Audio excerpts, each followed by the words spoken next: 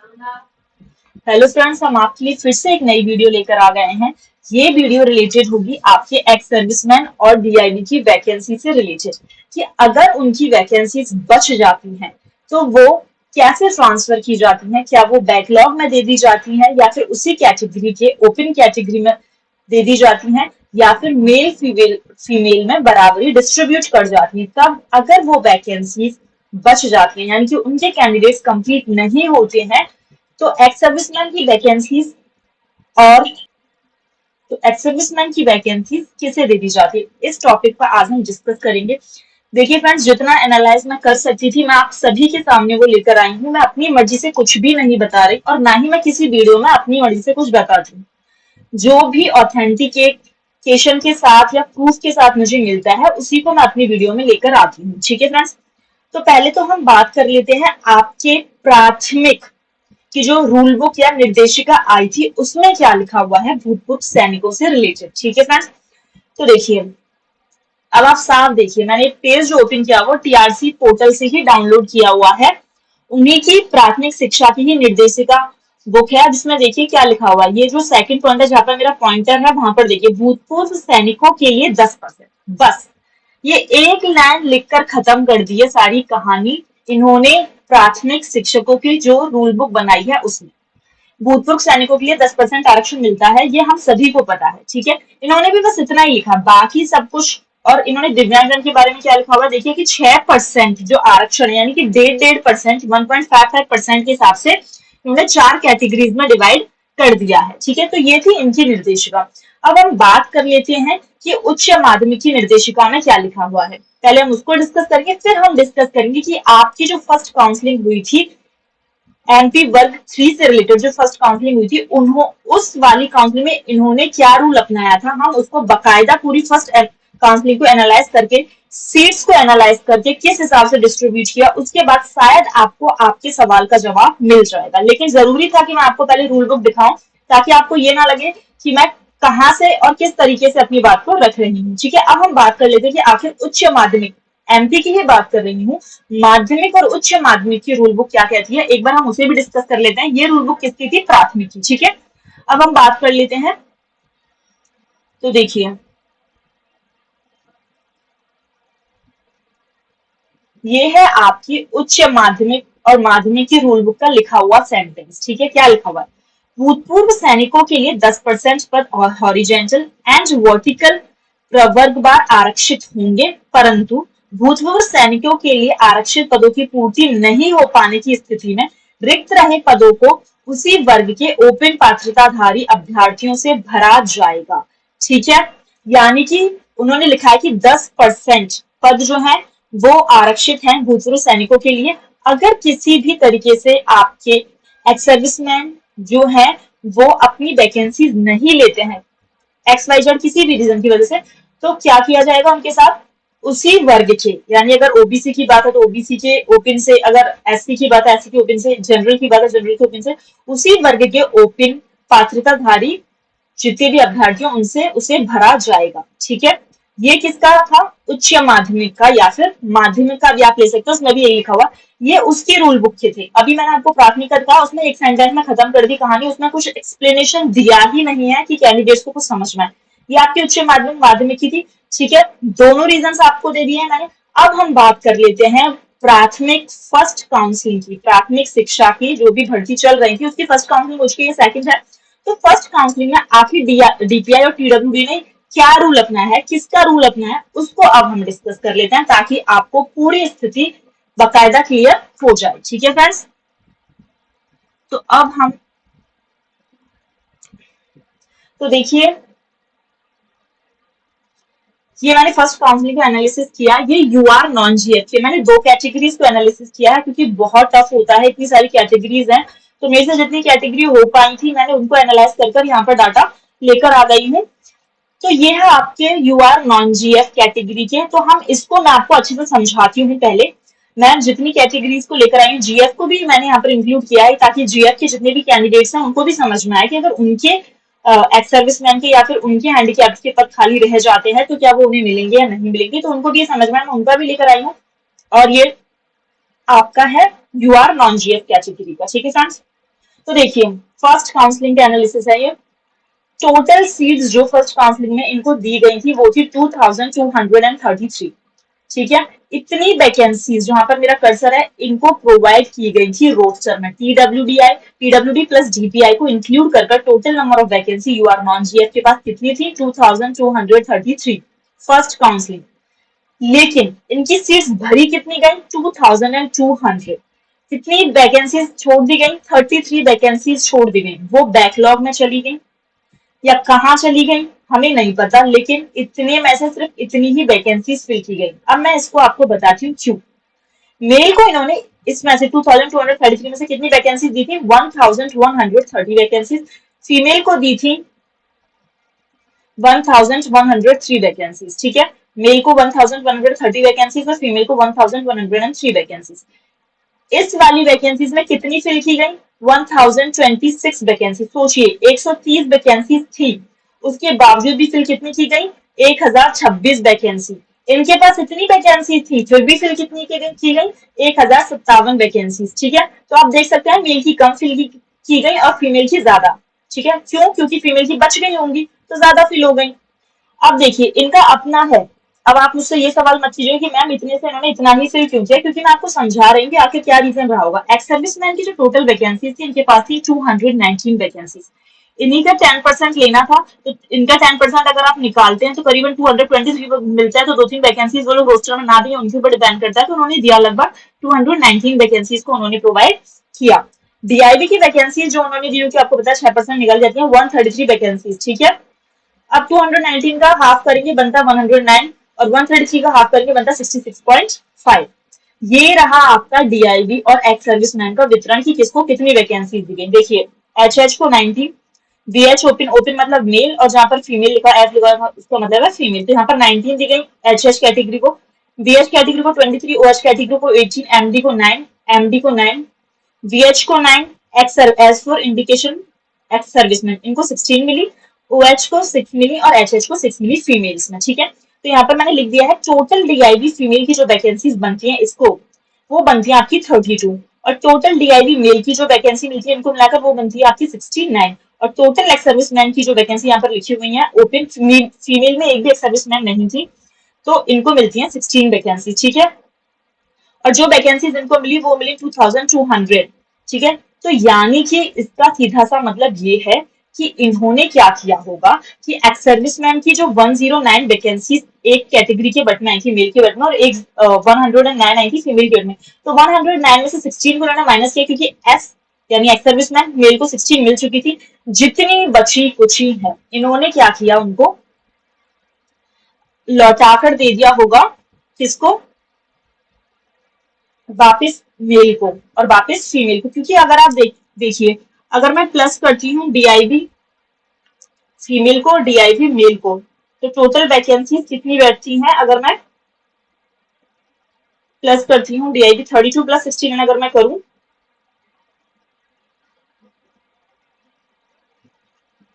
तो करीबन ये आपकी बैठती है 101। ठीक है, राइट 32 प्लस 16 अगर मैं करती हूँ तो वो बैठती है आपकी 101 और वैकेंसीज कितनी थी 133। ठीक है, अब आप देखिए क्या इन्होंने डीआईबी की वैकेंसीज आपको दी? नहीं दी फ्रेंड्स। ये जो 33 वैकेंसीज रह गई हैं वो डीआईबी की ही बची कुछ वैकेंसीज हैं जो उन्होंने आपको नहीं दी।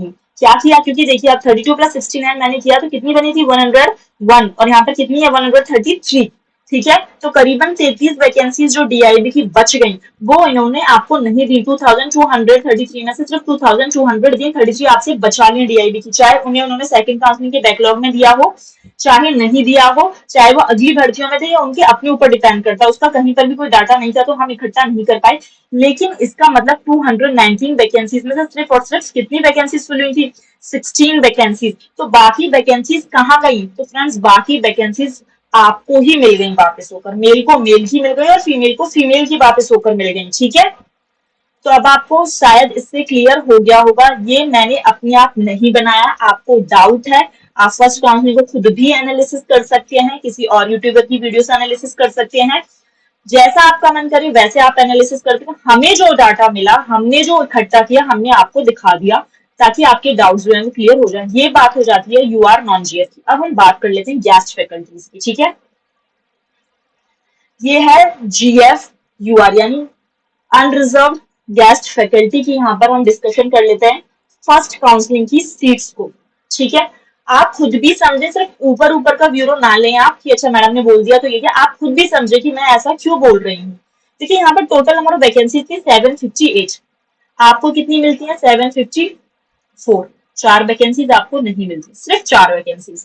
वहां आपको 33 वैकेंसीज नहीं मिलती, यहाँ पर मात्र आपको 4 वैकेंसीज नहीं मिल रही है, बाकी लगभग आपको सारी वैकेंसीज मिल गई है। देखिए मेल को देनी थी 394 वैकेंसीज और फीमेल को देनी थी 364 वैकेंसीज, ठीक है। इनको टोटल करके हो जाता है 758, लेकिन उन्होंने क्या किया, मेल को दी 389 वैकेंसीज और फीमेल को दी 364 वैकेंसीज, ठीक है, सॉरी 358 वैकेंसीज, ठीक है। तो यहाँ पे बच गई कुछ वैकेंसीज, 5 करीब तो यहीं पर बच गई और कुछ यहाँ पर बच गई, ठीक है, क्योंकि बाकी किसमें डिस्ट्रीब्यूट कर दी उन्होंने, HH OH में डिस्ट्रीब्यूट कर दी। तो यहाँ पर OH ओपन को दी 0, VH ओपन को दी 2, OH ओपन को दी 2, ओपन मतलब मेल को दी 2, MD ओपन को दी 1, MD फीमेल को दी 0, VH फीमेल को दी 2, ये 0, ये 1, ये 1, ठीक है। तो ये इन्होंने क्या किया, डिस्ट्रीब्यूट कर दिया इनको। तो इन सभी को टोटल कर प्लस इनको टोटल कर कितना बैठा, देखिए तो टोटल डीआईबी फीमेल के पास आई 4 और टोटल डीआईबी मेल के पास आई 5 और एक्स सर्विसमैन कितने थे 0, क्योंकि एक्स सर्विसमैन था ही नहीं कोई किसमें, आपके जीएफ यूआर में। यानी 4 और 5 9 वैकेंसीज, ठीक है। 9 वैकेंसीज आपकी किसने ले ली, इन्होंने। तो आपको कितनी वैकेंसीज मिलती हैं अगर आप देखें, आपको मिली हैं करीबन 754 वैकेंसी, 750 किसमें से 8 में से, ठीक है। तो 389 को अगर आप प्लस करते हैं 358 से तो आपके बैठते हैं 747। इनको अगर आप प्लस करते हैं तो आपकी कितनी बैठेंगी 747 बैठती हैं, ठीक है। किसको 389 को प्लस 358 को प्लस करते हैं तो, और अगर आप 747 में किसको प्लस करते हैं, ये जो 9 वैकेंसीज हैं, ठीक है, ये जो 9 वैकेंसीज हैं इनको अगर आप प्लस करते हैं प्लस 9 सॉरी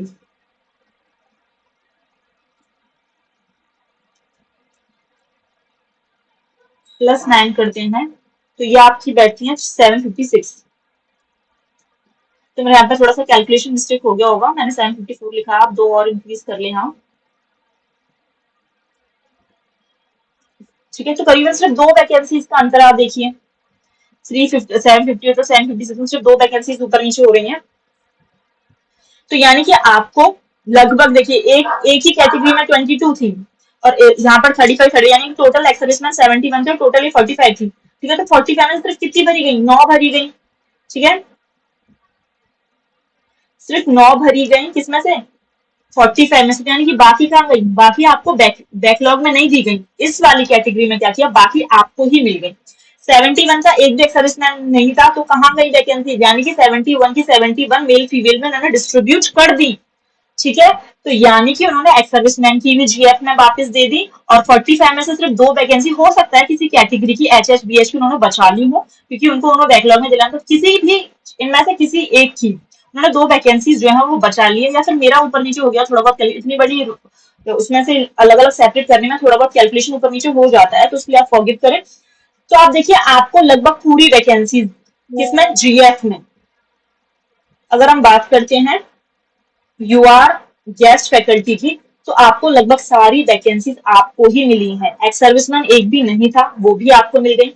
सिर्फ 9 डीआईबी थे और बल्कि डीआईबी होने 45 चाहिए थे लेकिन 9 ही थे, उनकी भी बची कुछ वैकेंसीज भी आपको ही दे दी है जीएफ के केस में। नॉन जीएफ का भी मैंने दिखाया, डीआईबी की वैकेंसीज जो थी वो बैकलॉग में, जहां पे अभी दी 33 उन्होंने आपको नहीं दी, लेकिन एक्स सर्विसमैन की आपको दे दी, इसमें भी एक्स सर्विसमैन की आपको दे दी, क्योंकि यहाँ पर मेन प्रॉब्लम थी एक्स सर्विसमैन की टॉपिक के ऊपर हम ज्यादा फोकस कर रहे हैं, ठीक है। डीआईबी की उनकी मर्जी, अगर वो चाहे तो बैकलॉग में दे सकते, क्योंकि नई भर्ती आने वाली है, उनकी अगर बचती है सेकंड काउंसलिंग में डीआईबी की तो मे भी पॉसिबल वो बैकलॉग में दे दें। और देखिए बैकलॉग में वो वैकेंसीज देते हैं, क्यों देते हैं इससे आपको पता चला होगा, क्योंकि जब आपने टीडब्ल्यूडी का रोस्टर देखा होगा तो टीडब्ल्यूडी के रोस्टर में ऊपर प्राइस वैकेंसीज दे रखी हैं और नीचे आपको बैकलॉग की वैकेंसीज दे रखी हैं। तो जब आप TWD का रोस्टर देखेंगे तो जनरल की तो खैर नहीं थी उसमें, लेकिन OBC SC ST का मैंने कल भी दिखाया था अपनी वीडियो में, उसके साइड में बैकलॉग की वैकेंसीज दी हुई है। ठीक है, ये बात हो जाती है GFUR की। अब हम बात कर लेते हैं OBC कैटेगरी की। यह है OBC नॉन GF कैटेगरी थी। तो मुझे इसका जितना डाटा प्रोवाइड हो पाया मैंने कराने की कोशिश की है। ठीक है, तो यहाँ पर देखिए आपके पास टोटल वैकेंसीज थी 2035 और आपको मिली कितनी 1976 वैकेंसीज करीबन आपको मिल जाती हैं। किसमें से 2035 में से। ठीक है फ्रेंड्स, कितनी मिल गई आपको 1976 वैकेंसीज मिल जाती है। यानी कि बात आती है 59 वैकेंसीज की। भाई हमारी 59 वैकेंसीज कहाँ गई? तो जाहिर सी बात है अगर इन्होंने उनको फिल नहीं किया है तो 59 वैकेंसीज को उन्होंने बैकलॉग में दे दिया होगा। इसका अगर आप 10% निकालते हैं तो कितना निकलता है? तो इसका 10% निकलेगा करीबन 203। ठीक है, 203 भी ना सही, अगर तीन नहीं भी दी होंगी तो करीबन 200 मान लीजिए आप। 200 तो उन्होंने दी होंगी, 100 से डिस्ट्रीब्यूट हो जाती हैं। ठीक है, इसके 6% आप निकाल लिए, आप लोग खुद निकाल लीजिएगा। एक्चुअली मैं यहाँ पर लिखना भूल गई थी, मेरी इनकम्प्लीट रह गई, आप लोग निकाल लेना यहाँ पर। इसका 6% लिख लेना। तो आप सिर्फ ऊपर का एनालाइज कीजिए कि उन्होंने 2035 में आपको कितनी वैकेंसीज दी। 1976 जो है वैकेंसीज दी आपको, बची कुची यानी 59 वैकेंसीज आपको नहीं दी है उन्होंने। ठीक है, ये आपके टोटल जितने भी दिव्यांगजन है इनको आप ऐड कर लेना, ऐड करके इस टोटल में से सब्ट्रैक्ट कर लेना। ठीक है, आपको पता चल जाएगा कि 59 वैकेंसीज उन्होंने कहाँ दी है। देखिए दिव्यांगजन ज्यादा है तो इसका मतलब साफ सा है कि उन्होंने दिव्यांगजन की वैकेंसीज तो बैकलॉग में नहीं दी होंगी, क्योंकि सारे दिव्यांगजन है ये। ठीक है, तो यानी दिव्यांगजन ऑलरेडी बहुत है। तो अगर आप 2035 का 6% निकालते भी हैं तो करीबन आपको 122 होता है। ठीक है, 122 होता है। ये आपका DIB है और ये आपका क्या है, एक्स सर्विसमैन। तो देखिए 122 आप इन्हें कैलकुलेट कर देख लीजिए है कि नहीं है। तो अगर मैं इन्हें कैलकुलेट कर देखूं तो 30 + 28 + 46 + 34 + 9 + 14 + 23 + 13 + 5, तो करीबन 202 वैकेंसीज बैठती हैं। देखिए 122 होनी चाहिए थी, लेकिन कितनी बैठ गई है? तो 202 करीब वैकेंसीज जो है आपकी बैठ रही है। ठीक है, तो हो सकता है 122 इनके पास फ्रेश हो इसमें से और कुछ बैकलॉग की आई हो इनके पास, तो इसका ही निकाल लिया है मैंने 122, लेकिन हो सकता है कि वो टोटल वैकेंसीज उनके पास 200 से कुछ ज्यादा आई हो। ठीक है, तो यहाँ पर इससे ज्यादा मिली थी उनको, तभी उन्होंने पूरे में डिस्ट्रीब्यूट किया, क्योंकि बैकलॉग की कुछ वैकेंसीज फर्स्ट काउंसलिंग में हो सकता है DIB की मिली हो, क्योंकि यहाँ पर 202 करीब के आसपास जो है आपके टोटल कैंडिडेट्स बैठ रहे हैं, किसके? दिव्यांगजन के। तो जाहिर सी बात है कि आपके जो 6% निकल रहा है उससे ज्यादा ये बैठ रहे हैं। ठीक है, तो ये था आपका OBC नॉन GF का। अब हम बात कर लेते हैं GF की। यह है OBC GF का। इसमें 682 थी। देखिए GF का तो बहुत ही क्लियर सा फंडा है। सिर्फ देखिए वहां पर भी 2 वैकेंसी थी उन्होंने नहीं दी थी, बाकी सारी लौटा दी। यहाँ पर भी 682 वैकेंसी थी, OBC GF में 680 दी, तो यानी कि यहाँ पर भी पूरी लौटा दी। तो साफ सीधी सी बात है कि एक्स सर्विसमैन की वैकेंसी किसमें? GF में। एक्स सर्विसमैन की वैकेंसी GF में कंप्लीटली वापस दी जा रही है। ठीक है फ्रेंड्स, पहली बात। दूसरी बात, अगर GF में DIB की भी कुछ वैकेंसीज बच जाती हैं तो किसी कैटेगरी की 2-3 वैकेंसीज को छोड़कर बाकी वो DIB वाली यानी दिव्यांगजन वाली वैकेंसीज भी आपको वापस दे दी जा रही है, अगर बचती हैं तो। किसको? अपनी ही कैटेगरी के मेल फीमेल में डिस्ट्रीब्यूट कर दी जा रही है। यह है GF की कंडीशन। अगर हमने अभी नॉन GF को बात किया था तो हमने देखा कि नॉन GF UR में भी एक्स सर्विसमैन की वैकेंसीज कंप्लीटली आपको ही वापस दे दी जा रही है। 33 वैकेंसीज यहाँ की फिल नहीं हुई थी, जो कि उन्होंने DIB की आपको वापस नहीं दी। जब हमने इनकी बात की, किसकी? OBC नॉन GF की बात की, तो 59 वैकेंसीज जो थी वो इन्होंने आपको नहीं दी है, लेकिन कुछ वैकेंसीज तो उन्होंने आपको दी है। ठीक है, यानी कि 2035 में से 1976 फिल किया, 59 वैकेंसीज आपको नहीं दी। अब मुद्दा ये उठता है कि जो 59 वैकेंसीज है वो एक्स सर्विसमैन की आपको वापस नहीं दी है या डीआईबी की वापस आपको नहीं दी। देखिए तो अलग अलग कैटेगरी के अलग अलग रूल तो वो बनाएगी नहीं। अगर उन्होंने जनरल में वापस दी एक्स सर्विसमैन की, गेस्ट फैकल्टी में वापस दी एक्स सर्विसमैन की, तो जाहिर सी बात है ओबीसी में भी उन्होंने वापस दी होंगी। ऐसा हो सकता है कि डीआईबी की जो वैकेंसीज थी, क्योंकि देखिए एक्स सर्विसमैन की 23 वैकेंसी तो यहाँ पर फिल हुई है, 23 यहाँ पर फिल हुई, एज का मतलब एक्स सर्विसमैन है, बाकी डीआईबी की थी, तो मैंने एक्चुअली 23 भी ऐड कर लिया था, इसलिए ज्यादा बैठा था आपका, है ना। तो 23 मेरे को एक्स सर्विसमैन की नहीं ऐड करनी चाहिए थी, तो करीबन 226 वैकेंसी बैठती है आपकी। ठीक है, तो एक्स सर्विसमैन की आप निकाल देना, इनको जो भी बाकी है ये डीआईबी के, इनको सिर्फ आप ऐड करना, ठीक है। और फिर देखना कि इसके 6% से वो कितनी ज्यादा बैठ रही है।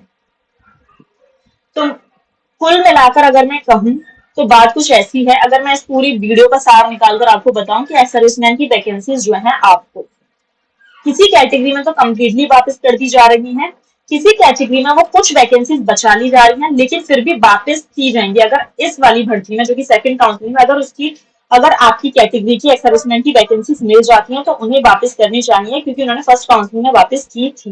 गेस्ट फैकल्टी को तो चिंता करने की कोई जरूरत है नहीं, उन्हें तो वापस मिल रही है कम्प्लीटली, क्योंकि एक्स सर्विसमैन गेस्ट फैकल्टी में बहुत कम देखने को मिलते हैं, इसीलिए तो वो लोग ओपन को ही दे देते हैं, मेल फीमेल में डिस्ट्रीब्यूट कर देते हैं। तो आप तो बिल्कुल ही टेंशन ना ले, अगर आपके पास है तो आपके लिए बेनिफिटेड है। अगर हम बात करते हैं नॉन गेस्ट फैकल्टी की, तो उनको भी एक्स सर्विसमैन की वैकेंसीज जो है वो वापस मिलेंगी, अगर आपके एक्स सर्विसमैन कम है। डीआईबी की वैकेंसीज भी बच जाती हैं तो वो भी आपको वापस मिल जाएंगी, लेकिन ये उनके ऊपर है। देखिए डीआईबी की वैकेंसीज को मैं कुछ नहीं कह सकती, उनके ऊपर है, वो चाहे तो बैकलॉग में दे सकते हैं और चाहे तो आपको दे सकते हैं। आई होप कि इससे बहुत कुछ क्लियर हो गया होगा। फिर भी आपकी फर्दर क्वेरी बचती है तो आपके लिए कमेंट बॉक्स हमेशा ओपन रहता है, आप कमेंट कीजिए।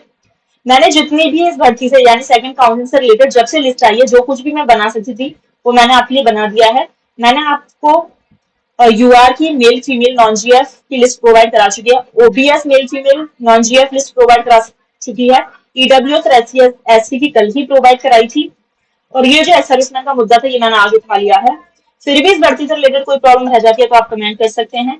आपको अगर हमारी वीडियो पसंद आती है तो लाइक करें, शेयर करें और सब्सक्राइब करें, ठीक है फ्रेंड्स। लाइक से हमने आपको ऑलरेडी बताया हमें कुछ नहीं मिलता, लेकिन फिर भी पता नहीं आप क्यों कंजूसी करते हैं।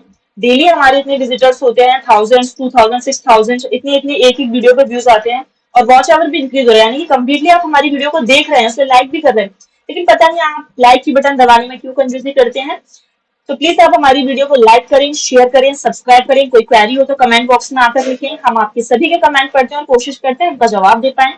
Thank you.